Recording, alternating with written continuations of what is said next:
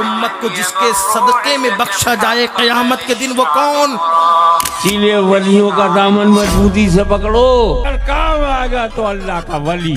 अल्लाह ताला या हमारे नबी ने किस जगह पे फरमाया कि हिसाब किताब के वक्त तुम्हारे पीर काम आएंगे? पहले तुम ये बताओ, जिस पीर बाबा को तुम मानते हो और सोचते हो कि अल्लाह इसके जरिए हमें बख्श देगा, क्या वो खुद जन्नत में जाएगा? तुम्हें इस चीज का यकीन है? वो सहाबा फरमाया करते थे कि काश हम इंसान पैदा ना हो के घास पैदा होते तो हम अल्लाह के हिसाब किताब से बच जाते। क्या तुम्हारे पीर सहाबा से भी अफजल है? उमर इब्न अल खत्ताब फरमाते थे कि अगर दरियाए फुरात के किनारे कुत्ता भी भूख से मर जाए तो इसका हिसाब मुझे देना होगा। ये वो सहाबा फरमा रहे जिसकी जन्नत की बसारत हमारे नबी ने दुनिया में ही दे दी थी। इस ख्याल में कभी न रहना कि जिस पीर को हम मानते हैं उसके जरिए हम बख्शे जाएंगे। जब जहन्नम एक चीख मारेगी तो सारे इंसान, फरिश्ते और अंबिया अपने घुटनों में गिरेंगे और कहेंगे नफ्सी नफ्सी, या अल्लाह मेरी जान, या अल्लाह मेरी जान। क्या तुम्हारे पीर अंबिया से भी अफजल है? क्या वो नफ्सी नफ्सी नहीं कहेंगे? अगर कोई वहाँ काम आएगा तो वो रसूलुल्लाह सल्लल्लाहु अलैहि वसल्लम है, जो कह रहे होंगे या अल्लाह मेरी उम्मत, या अल्लाह मेरी उम्मत। और हमारे नबी सल्लल्लाहु अलैहि वसल्लम फरमाते, जब मैं आखिरी दफा जहन्नम की तरफ जाऊंगा तो वहाँ दारोगाए दोजख यानी कि मालिक अलैहिस्सलाम मुझे रोकेंगे और कहेंगे, या रसूलुल्लाह आपका कोई उम्मती भी जहन्नुम में बाकी नहीं है सिवाय उसके जिसे कुरान ने जन्नत में जाने से रोक रखा है। और कुरान ने किन लोगों को रोक रखा है?